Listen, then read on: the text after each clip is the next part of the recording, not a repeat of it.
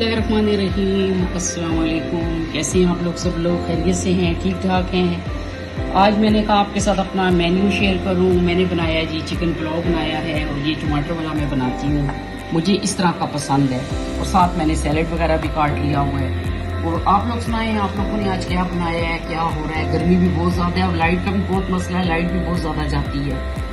और मैंने कहा आप लोगों से शेयर करूं, आप लोग भी आ जाएं, बिस्मिल्लाह करें मेरे साथ। और मैं इंशाल्लाह फिर हाजिर होंगी, कुछ अच्छा सा लेके फिर हाजिर होंगी। मुझे दुआओं में याद रखिएगा। टेक केयर, अल्लाह हाफिज।